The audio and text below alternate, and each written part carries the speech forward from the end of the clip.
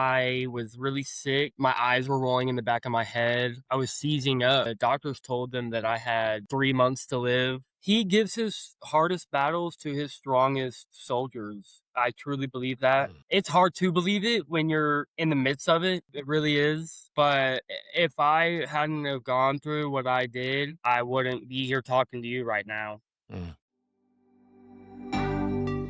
Stories stir the soul, Stories reveal. and stories heal. In this podcast, we will give you an inside look at someone who's had a life-changing breakthrough. Real people, real stories with real breakthroughs. As a health and wellness expert and coach, and Todd as a men's mentor, We've seen firsthand what God can do when it comes to a breakthrough. So lean in, listen well. This could be your biggest breakthrough.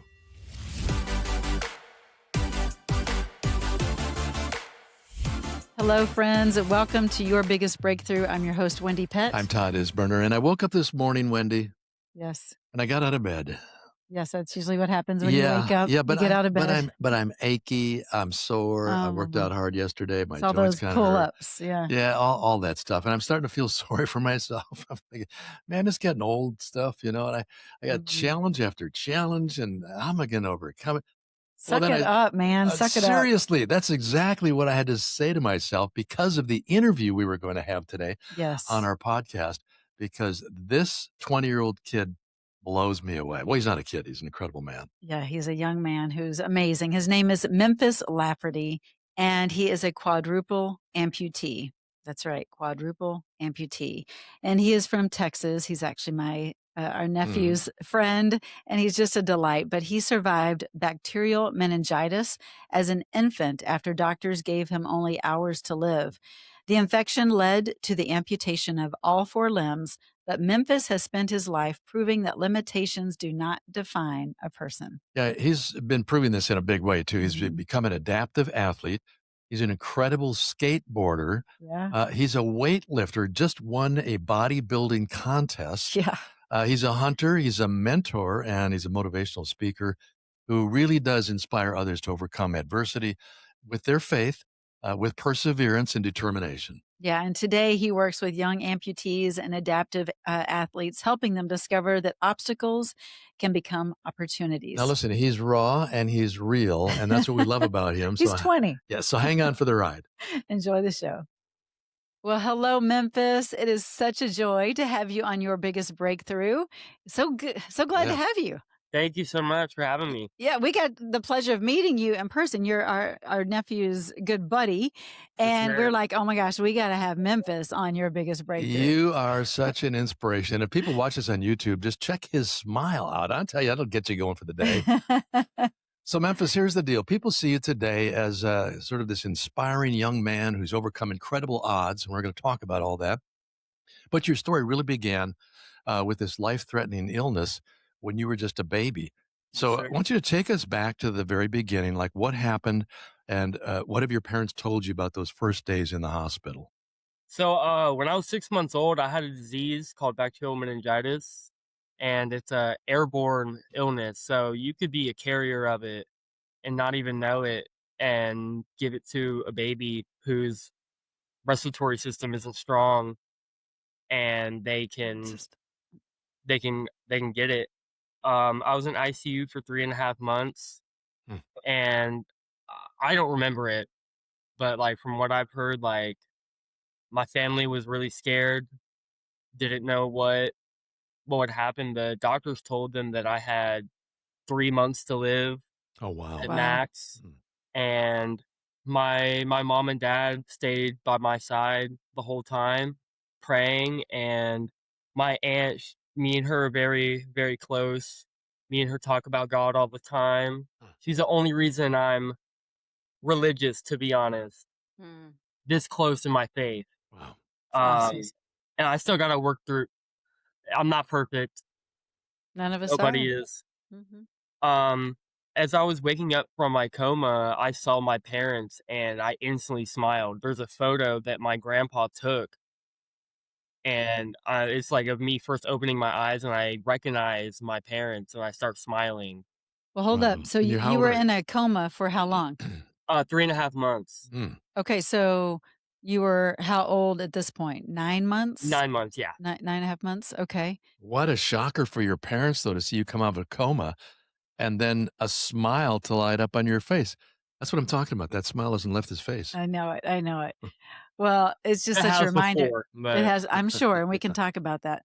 But it's just such a reminder that God is a miracle worker, and He has a plan for good and a great call on your life. And so I think about what your that smile, right? That smile. I just can't imagine the feeling that your parents had in that moment of, man, there's my boy. And so at this point of coming out of a coma, had they had any of the surgeries yet? so, yeah, I was fully bandaged up, arms and legs, and basically I was able to go home, but they had to reapply my bandages, and every time they would take them off, it would pull my skin. Okay, but let's Mm. talk about that because people listening are like, "Okay, bandages, what do you mean?" So, like, my The whole arms were wrapped completely, and you had to change them because they got bloody. So they, They had but to they had to, amputate. yeah, sorry. Yes. So yeah, I don't like know anything about that, but what was the reason that they had to amputate your arms and your So, And legs? your legs. it's a bone disease, so Mm. when I was little, I I don't know exactly what happened, but a mom notices and knows when something is wrong Mhm. Yeah. completely, and I was really sick. My eyes were rolling in the back of my head. Mm. I was seizing up, Seizing. Yeah. foaming to the mouth, and they brought me to Children's, and they told them that it was like, a sickness and it would pass. It was Mhm. like a fever and it would go away. Mm. And they brought me back home, and that's when my eyes started rolling in the back of my head, and my mom was like, "No, like, we gotta Yeah. go." This isn't And right. they took me to the emergency room, and the doctor saw that and instantly jumped on me, and then that's when they told my, parents I had a couple hours to live. Mm.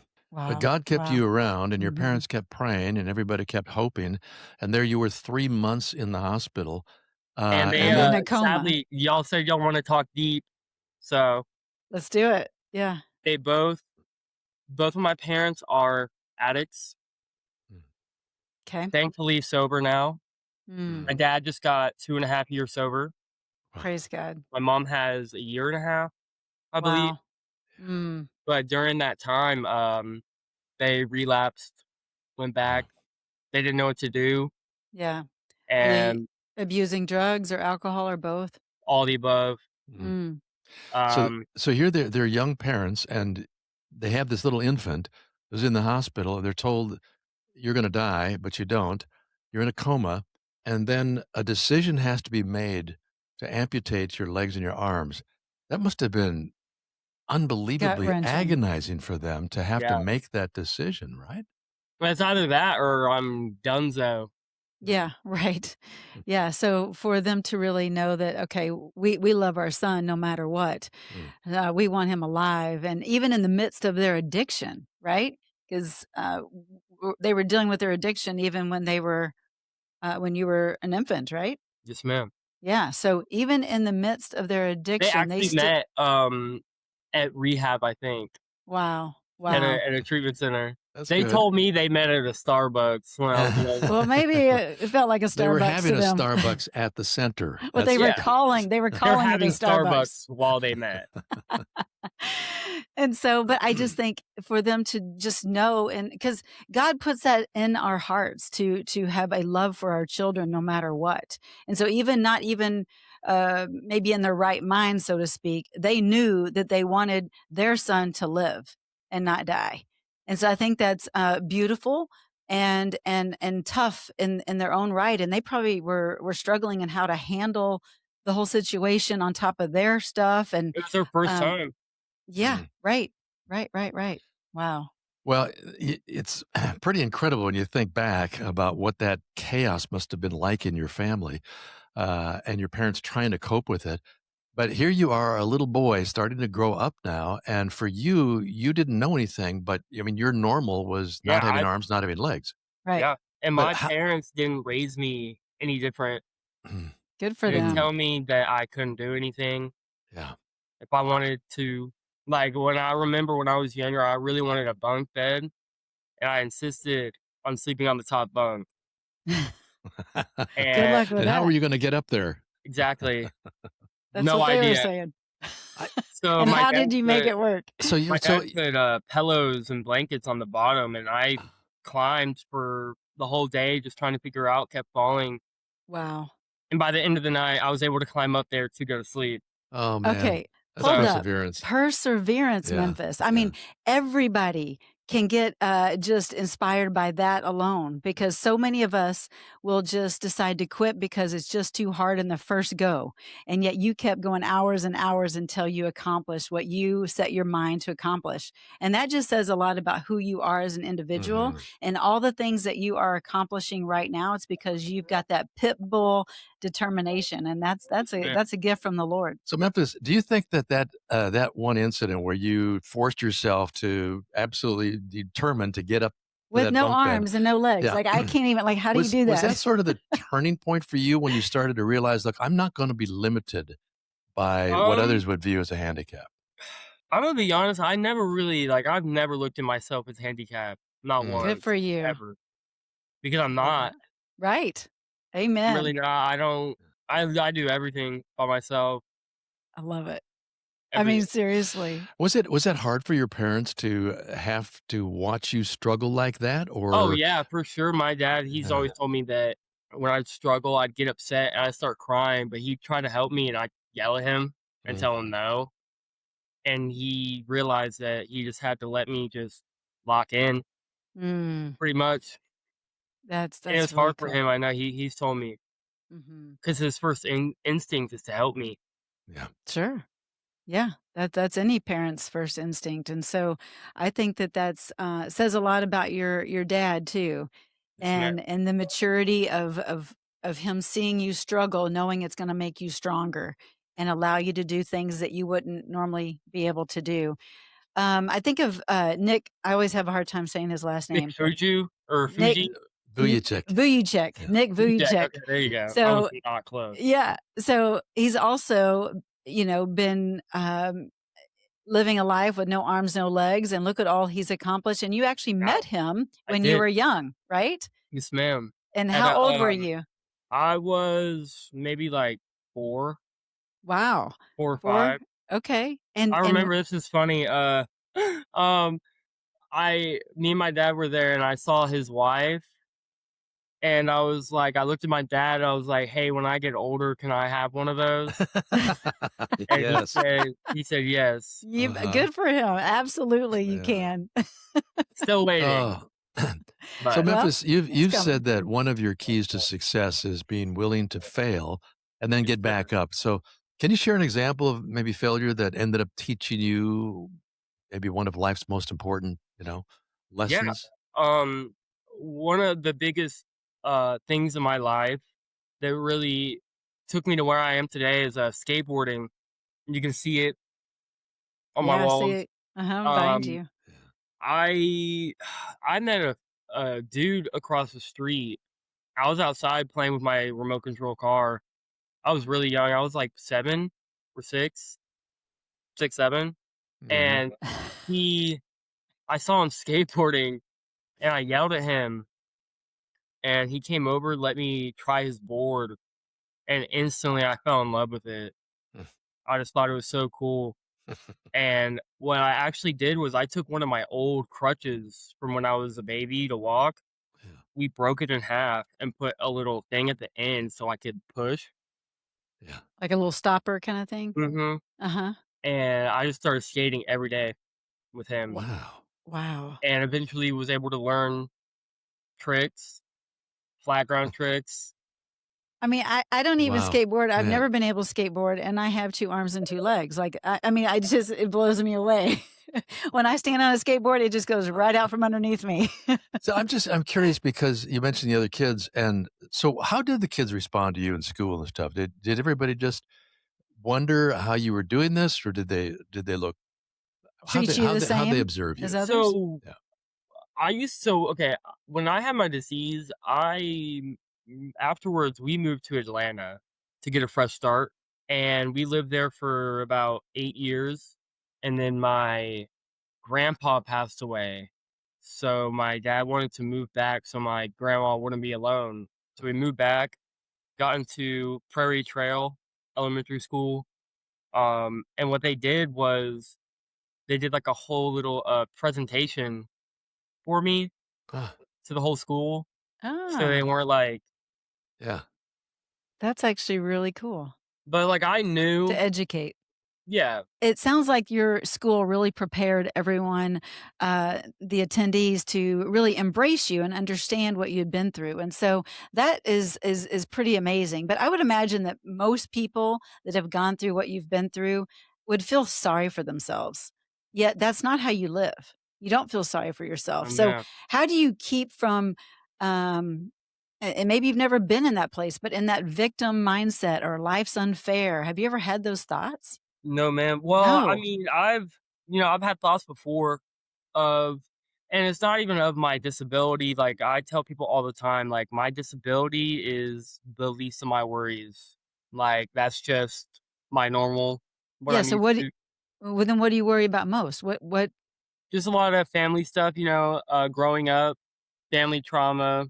Mhm. Me and my siblings got split up How many at a siblings do you very have? young age. I have 2 siblings. I'm the Okay. middle child. Ah, So so you guys got split up. That brought in extra tension and extra challenge, and your folks are dealing with addictions and all of that. So I can imagine that outside of your physical challenges, you've got those mental and emotional challenges. But you're a man of faith, and I'm really curious to know, when did that first begin in your life? That journey of faith. that That's breakthrough. yeah. I, so okay, I'm gonna keep it real. I I've struggled with, substance abuse, Mhm. Yeah? drinking, all of it. Mhm. Um, and senior year, I don't know what happened. I quit everything, and um, I started listening to worship music, really trying to get my faith, really trying to lock in. I quit smoking weed. I haven't quit vaping. Now we see how Good. that's going now, yeah. But I quit vaping, I quit everything. But stuff happens and I'm not as strong. I'm still strong in my faith, but not how I felt back in senior year when I was really trying to lock in. Just because I forget when you are going through stuff and you don't process through it and you just Mhm. push it down and push it down, it doesn't go away. That's right. When Mhm. you drink it away, Still there. when you smoke it away, yeah, it's still there and it will come back stronger. I was actually having this conversation with my friend last night Mm. because he's going through something. It was funny. I was telling him that, and he was like, "Bro, when did you become all philosophical on me?" I was like, "Man, I've been like this." So Memphis, how with all that you've been through, and especially having to struggle through addictions as well, and then breaking free and making that clean break and saying, "God, I really want to get to know you." So, how have these challenges helped really shape your understanding of who God is and your relationship with Him? I think there is a big misunderstanding on Jesus. It's a relationship, and that's really all it is. Yeah. Like everyone has their own different relationship with him. Like I don't say a bunch of like prayers and like I just speak to him. You I just Yeah. keep it talk to real. him how You I'm You're keep talking. it keeping it, authentic. yeah. You're keeping it real with Jesus, is what you're And saying. I'll cuss in front of him on accident too. Oh boy. Yep. Well, you know what? He forgives Yeah. us, right? Because we're not perfect. We're a work in progress always. And Yep. he loves us. He loves us the way that we are. And so he loves that you're authentic. He loves that you have this childlike thing about you that you can just come to him and bare your soul.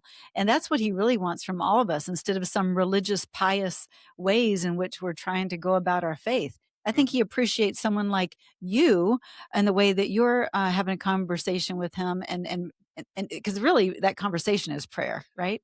And that's a beautiful thing. Well, I think he knows also that you know that you owe it to him for the strength he gives you, Oh for the yeah. perseverance, for the way, Yeah. he's wired you in such a way. It's so different that Without him, you never give up. yeah. Without him, like I wouldn't be here right now. My parents wouldn't be sober. My uncles wouldn't be sober. That's crazy. That's Um, huge. my uncle who's picking me up, he has 7 or 8 years sober right now from hard drugs. That's Which is awesome. amazing. That's huge, and that's miraculous, and that just says too about the ripple effect of someone like yourself that has a faith and a perseverance to stay strong in the Lord and stay strong in what He's got for you. But what has suffering, because you have suffered, Yes, ma'am. and you don't see it so much in the physical as maybe someone might see it for you, but you have suffered in other ways. So how is that suffering? What has it taught you about God? He gives his hardest battles to his strongest soldiers. I truly believe that. It's hard to believe it when you're in the midst of it. It really is. But if I hadn't have gone through what I did, I wouldn't be here talking to you right now. Mm. And I wouldn't have the same outlook at all. That's right. I love that. I'm going to quote you on that one. I He love gives his toughest battles to his strongest soldiers. I love that. So what would you say to someone right now who's listening and they just feel like their challenge is too big? Like, you got the wrong soldier, Lord. Like, this challenge is too big for me to overcome. What do I do? You got to sit and pray with it. That's literally all you can do. There's no stressing, nothing else you can do to try to figure it out, because you won't. You're wasting your time. You're really wasting your time. Trust me. Yeah. Not gonna work. Yeah, the striving and in our own strength doesn't go very far. What you need to So, do is sit with God. Mm. Sit with him and let him speak to you. Don't try to just let him come to you. And I recommend, what I do a lot is breath work.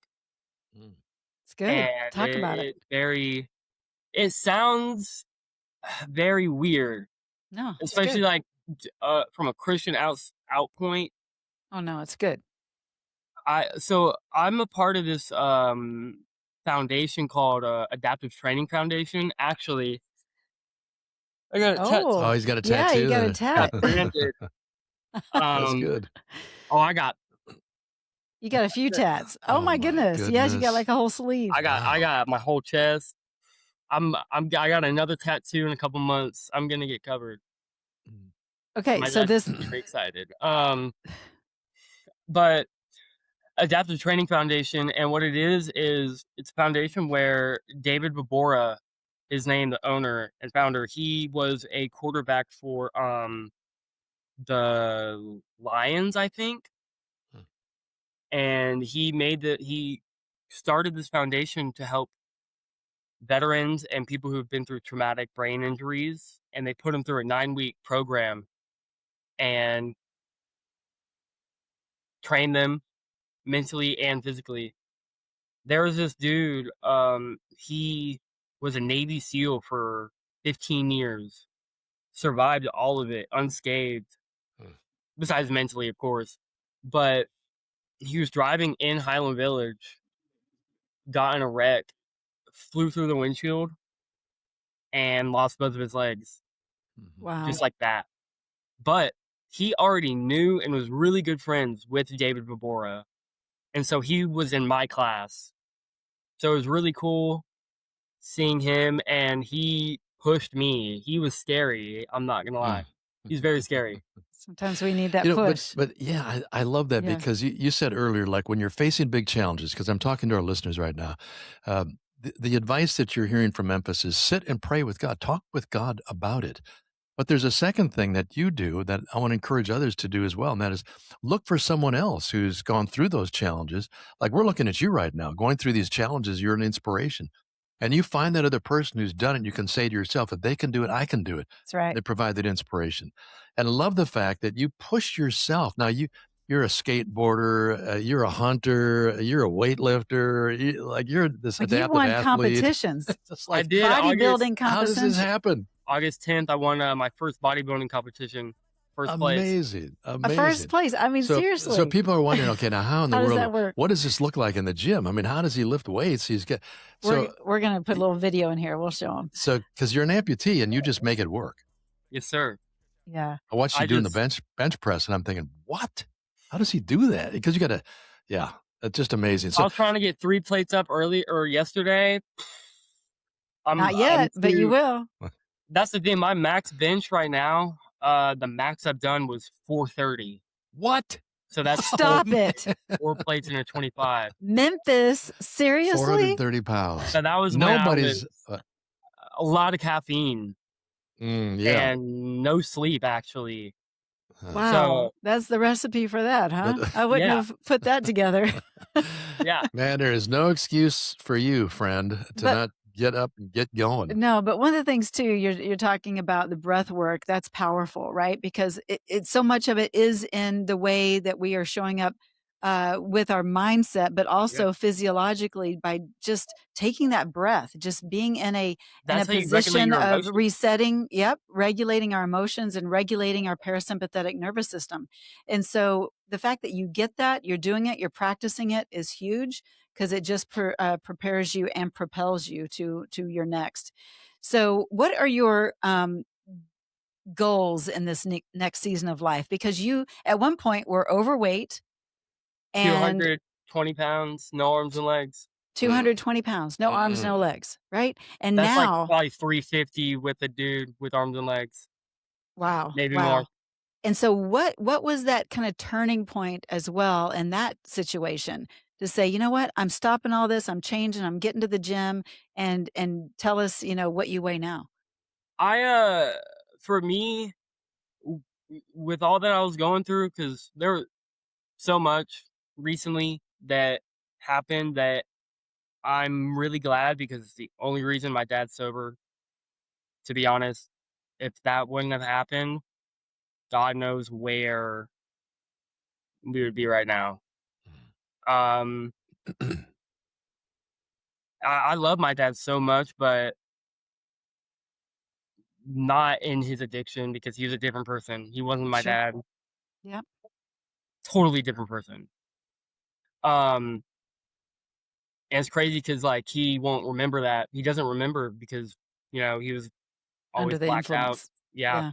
Mhm. But the only way, or the only place I felt myself, was the gym and boxing. It was the only place I felt that free, in a sense, and skateboarding too. Let all my anger out, and not let my anger out on my friends, my dad, even though I did, my dad, my mom. But that's healthy. That's healthy. But it's so great to see how God is bringing about reconciliation and healing within your family, and even That's how who when he your folks were, substance abusers and had all their own issues, how in spite of all that, somehow, some way, God brought you all through it. And again, you're wired in such a way that you just don't quit, and you try new things, and you break free, and you don't see yourself as handicapped. And I think that's a great lesson for all of us, because typically we all have things we want to blame as our shortcomings that limit us, and you just don't go there. So I want to ask you maybe one last question. Yeah. Unless I you might have some. Okay, all right. But I'm just curious, because if every listener could remember just one thing from this conversation with you, what would you want that one thing to be? Don't give up on yourself. Don't give up on yourself. Like at the end of the day, all you got is yourself. And it's up to you how you want to view that. You know what I'm saying? It's up to you. I'm saying this is a 20-year-old with a lot of wisdom. That's what I'm saying. But when you say all you have is yourself, I kind of want to flip that a little bit, because you are a believer and you do have Jesus in your heart. So let's go there. Yeah, hold up. Whoa. Let's go there. So, because I know that's what you mean. So let's kind of tap into that. All you got is Jesus. To be honest, you don't even have yourself. You cannot. I take back everything that I just said. All you have is Jesus. If you rely on yourself to get through it, you're not. And you're just gonna keep going in a circle because that's what happened to me. It's what happened to my parents. It's happened to my family, Yep. and it's just gonna be a repeating circle Hmm. of Yep. pain, heartbreak, Trauma. trauma, all of it. Well, that's why I had to mention that the way I did, because I knew exactly what you meant, Yes, because ma'am. you've been through it and you have really overcome so much. Mm. And it is not in your strength, but it's in his strength. And so you're just a reminder that none of us are perfect. We're far from being anything like Jesus, but we can all have Jesus in our mind and in our heart for our strength to persevere. And so just thank you for who you are. Thank Thank you. you for being so raw and Mhm. authentic and for showing up when it doesn't always feel like you want to show up. Yes, ma'am. And I And know the you know enemy what tried that to means. stop this interview. Let's talk about that for a second. Mhm. You're right. They don't know this because we're going to edit it. But yeah, for 30 minutes, there was a big delay because the enemy knew we were going to talk about your faith Yep. and that you were going to Yeah. be authentic and share. I have a friend, and he's very into his religion. I think it's unorthodox. I'm not really sure what it is. Mm-hmm. But me and him were talking, and he called me one day because he was going through it, and he was saying that he felt like he wasn't doing enough or hearing Jesus or whatever it was. And I told him, I was like, bro, I was like, you know how Jesus can talk to you? I was like, so can the enemy. Like, he can talk to you in so many different ways, so many ways that you think is good. Yeah. Like, He's the yeah, deceiver. Yeah. Mm-hmm. like, So we have to have not everything is discernment. from God. That's right. That's right. And So you have to that's, be able to decipher that. And it's yeah. very hard, Yeah. but you'll know. Deep Yeah. down, you'll know. Deep down, you will know. And the more we're in his word, the more we know, because that's where the truth is. And that's where Yeah, we can expose the counterfeit and see the lies, because we're like, wait a minute, God didn't say that. And it may sound really close to what God said, but it isn't exactly it. So you just keep doing what you're doing, Memphis. Stay thank close you. to Yeah, him. keep your eyes on Jesus Yeah. and keep never giving up like you never do and Yeah. being an Thank you. inspiration. We really believe that God has some wonderful things ahead for you Yeah. because you can be an inspiration to help so many hurting people who think they can't overcome life's challenges. You can encourage them in their faith and in their perseverance and like get back up and quit thinking you're a loser. You're not, and stop being a quitter. So Yes, you're a sir. great inspiration, my man, and Thank you so much. we just love you. We see great things ahead for you. I Yeah. Yeah. appreciate it. Thank you so much. It's an honor. And congratulations again on your bodybuilding Yeah. first Let me see place that flex. Let me contest. see Yeah, that come on, let me bicep. see it. Look at Oh them my guns. goodness, look at that. Oh. That's for I love it. You're My little amazing. half bicep, my little mini bicep. That's uh, fantastic. We're so proud of you. Thank you Keep so much. doing good works, and we're going to keep praying for you too, Memphis, you and your Yes, ma'am. I'll family. keep praying for y'all. thank you. All right, bless you. Thanks so much. Take care. Thank you. Yes, ma'am. Well, that's a wrap for today's show. We hope you enjoyed it. As always, we love spending time with you right here on Your Biggest Breakthrough podcast. We look forward to seeing you on the next episode. But until then, just head on over to yourbiggestbreakthrough.com, where you'll find some free resources and information and a place where you can comment, and we would love to dialogue with you there. Thanks so much for tuning in, and we'll see you next time.